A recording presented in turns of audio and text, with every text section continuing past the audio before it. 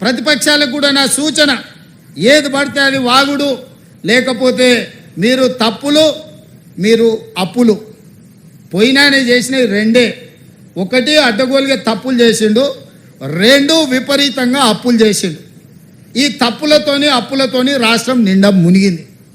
ఇవాళ మేము ఏదో దాన్ని సరిదిద్దుదామని 69,000 కోట్ల అప్పుతో తెలంగాణ రాష్ట్రానికి చేతి కప్ప చెప్తే 7 లక్షల కోట్ల రూపాయలు అప్పులు చేసిండు. ఇక దద్దమ్మ చెప్తాడు కంటోన్మెంట్లో నేను అంతా చేసినాను. ఎవరే నేను ఎంపీ గుండా 5 ఏళ్ళు కొట్లాడి నేను ముఖ్యమంత్రి అయినాక కంటోన్మెంట్ ప్రజల్ని మున్సిపాలిటీలో కలపాలని ఆర్డర్ పట్టుకొచ్చింది నేను. మీ తాత తెచ్చిండా? ఎలివేటెడ్ కారిడార్ ఆర్మీ ప్రాంతంలో రోడ్లు ఇబ్బంది జరిగి ఈ ప్రాంతం పెండింగ్ ఉంటే భూమికి భూమి బదలాయింపు కింద ఇచ్చి ఆర్మీతో నేను మాట్లాడి రాజ్నాథ్ సింగ్ నేను కలిసి ఎలివేటెడ్ కారిడార్లకు దాదాపుగా 194 ఎకరాల భూమిని బదలాయింపజేసి ఈ కంటోన్మెంట్ ఎదుర్కొంటున్న ట్రాఫిక్ సమస్యను శాశ్వతంగా పరిష్కరించడానికే ఎలివేట్ కారిడార్స్ కోసం మనం అనుమతి తీసుకొచ్చినాం. ఇవాళ ఇక్కడ చాలామంది రక్షణ శాఖకు సంబంధించిన భూములల్లో ఇండ్లు కట్టుకున్నారు పేదోళ్ళు. ఇవాళ వాళ్ళకు ఓటర్ లిస్టులో కంటోన్మెంట్ ఎలక్షన్ ఉంటే వాళ్ళకు ఓటర్లలో పేరు లేదు. వాళ్ళు కనీసం ఓటు హక్కు కూడా తీసుకురాలేదు. 10 ఏళ్ళు ముఖ్యమంత్రిగా ఉండి 10 ఏళ్ళు రాష్ట్రంలో అధికారం చెలాయించి ఇవాళ అందుకే వాళ్ళకి శాశ్వతమైన ఓటు హక్కు తీసుకురావాలంటే ఈ రక్షణ శాఖ భూమిని తెలంగాణ రాష్ట్ర ప్రభుత్వం బదిలీ చేసుకొని తెలంగాణ రాష్ట్ర ప్రభుత్వం రక్షణ శాఖకు ఆల్టర్నేట్ ల్యాండ్ ఇచ్చి ప్రత్యామ్నాయంగా భూమినిచ్చి భూమికి భూమిని బదలాయించి ఈ ప్రాంతంలో ఉన్న పేదలకు ఇళ్ళ పట్టాలు ఇవ్వాలని ఇవాళ మేము నిర్ణయం తీసుకున్నాం.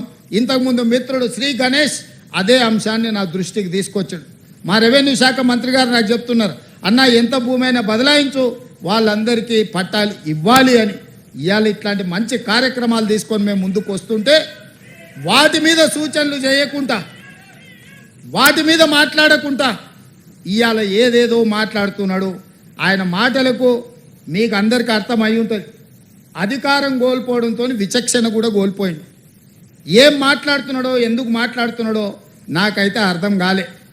10 ఏళ్ళు మీరు ఉన్నారు, 10 ఏళ్ళు ఏలినరు, నిరుద్యోగుల ఉసురు పోసుకున్నారు, మీ ఉద్యోగం వాళ్ళు ఊడగొట్టారు. ఈ ప్రభుత్వం వచ్చినాక 90 రోజుల్లో 30,000 ఉద్యోగాలు ఇదే ఎల్బీ స్టేడియంలో ఒక్కొక్కరికి పేరున పిలిచి వాళ్ళకు ఉద్యోగాలు ఇచ్చింది ప్రభుత్వం కాదా? మరో 30-35,000 ఉద్యోగాలు ఈ డిసెంబర్ లోపల ఇవ్వాలని నిన్నగాక మొన్న 11,062 మంది టీచర్ ఉద్యోగాల ఫలితాలు ప్రకటించి రేపు 9 తారీఖు నాడు అదే ఎల్బీ స్టేడియంలో పేదలకు విద్య చెప్పే ఈరోజు టీచర్ల నియామకాలు ప్రభుత్వం చేపట్టబోతుంది. అదేవిధంగా వైద్య రంగంలో వేలాది మంది పోస్టుల పారామెడికల్ సిబ్బందిని మన ప్రభుత్వం వచ్చినాక నియమించింది. ఇవాళ ఒక్కొక్క